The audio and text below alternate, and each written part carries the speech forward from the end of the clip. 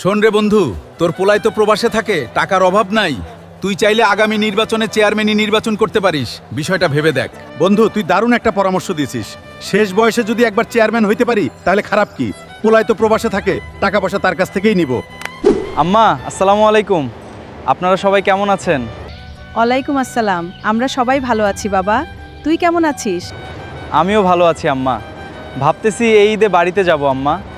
বাড়ি আসবি, ভালো কথা। এবারের কোরবানির ঈদটা তাহলে একসঙ্গে পালন করতে পারব। শুনো রফিকের মা, আগামী নির্বাচনে আমি চেয়ারম্যানিতে দাঁড়াবো।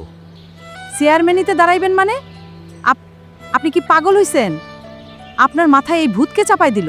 ভূত কেউ চাপায় দেয় নাই, এটা আমার নিজেরই সিদ্ধান্ত। কমপক্ষে 20 লাখ টাকা খরচ হবে, রফিকরে সেই টাকা দিতে বইল। বন্ধু, কোরবানি ঈদের আগেই বাড়ি যাওয়ার সিদ্ধান্তটা নিয়েই ফেললাম রে। বিশাল একটা গরু কিনে কোরবানি দিব, সবাই মিলে অনেক আনন্দ হবে রে। বাবা রফিক, তোর বাপ এত পাগলামি শুরু করে দিছে। তার নাকি চেয়ারম্যান হওয়ার শখ হইছে। মা, এইসব ঝামেলার মধ্যে যাওয়ার কি দরকার? আমরা তো এমনিতেই ভালো আছি, আর তাছাড়া অনেক টাকার ব্যাপার। কমপক্ষে 20 লাখ টাকা খরচ হবে, সেই টাকা দিতে বলেছে তোকে। তোরা বাপ বেটা মিলে যা ভালো মনে করিস তাই কর, আমি এর মধ্যে নাই।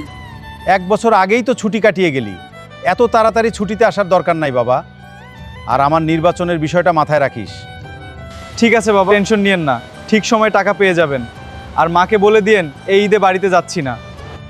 কি ব্যাপার রফিক, তোমার না বাড়িতে যাওয়ার কথা ছিল? বাড়িতে যাওয়া হলো না স্যার, কয়েক মাস পরে যাব।